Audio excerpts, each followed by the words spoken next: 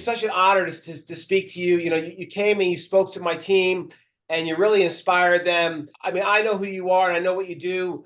For my audience, maybe you could just share a little bit about, Walter Bond, NBA player, public speaker, business development creator. How do you go from the NBA to becoming a public speaker and helping people build their businesses? Ironically, very easily. My family are either preachers or teachers, right? If you think about the culture I came from, my dad was a high school principal. My mom was a teacher. My brother and sister are teachers. And my older brother's a preacher. So I come from people who teach and run their mouth.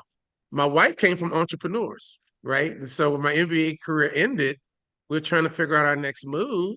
And it was like, you got your peanut butter and my chocolate, and you got your chocolate and my peanut butter.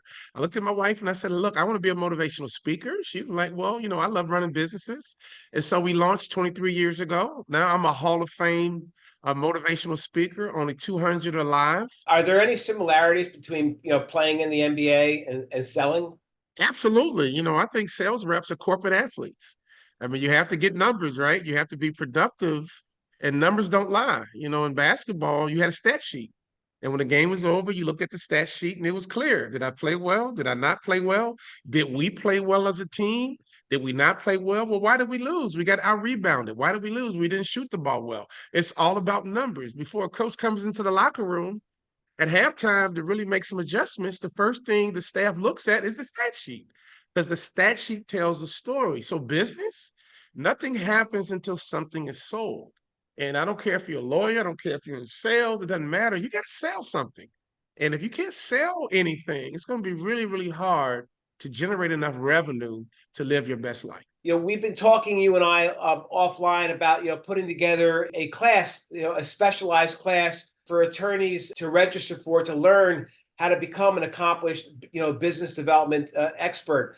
Can you give us maybe like a little sneak peek as to what that class would be like? Well, yeah, I partnered with the #1 sales trainer in America. His name is Daniel Grissom, because when we wrote the book Swim, everyone loves the shark mindset, which is the 6 behaviors of a shark that kind of separates them from the other fish.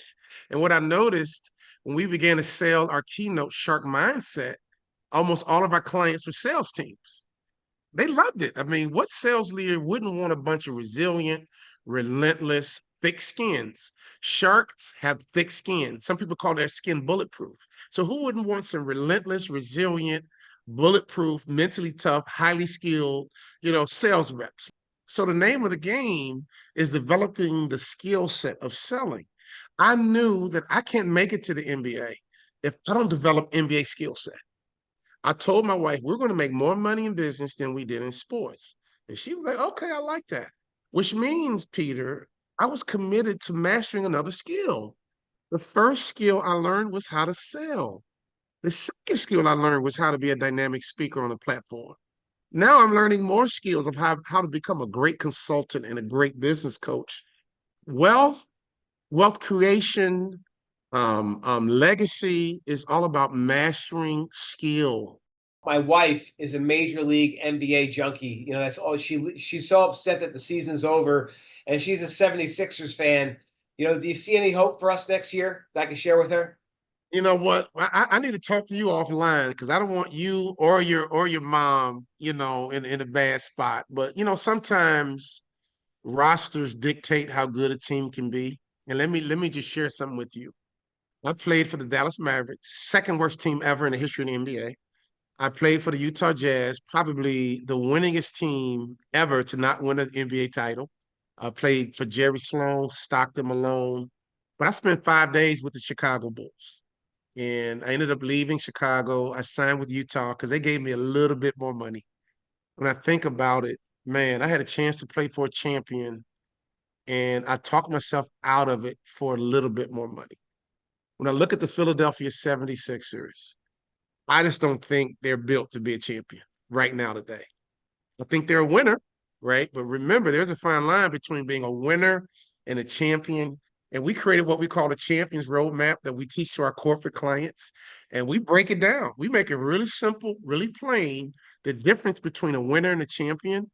And most companies, most law firms, most professionals settle on winning. And there's nothing wrong with winning. But man, with a little bit more effort, with a little bit more knowledge, with a little bit more understanding, it's not much more effort to become a champion. And our biggest client right now is Jersey Mike Subs. I've been with them for 8 years, and literally right before our eyes, we're watching them as the hottest franchise in America become the champ of the sub game, right? And you look at a Subway, Subway was an 800-pound gorilla. And when you walk by Subway at 12, if you walk by Jersey Mike's at 12, the story is being told. And so You can't even compare. kingdoms rise and fall. That's the moral of my story. Apples to oranges. Kingdoms rise and fall. Yeah. Walter, this has been awesome, man. This is great.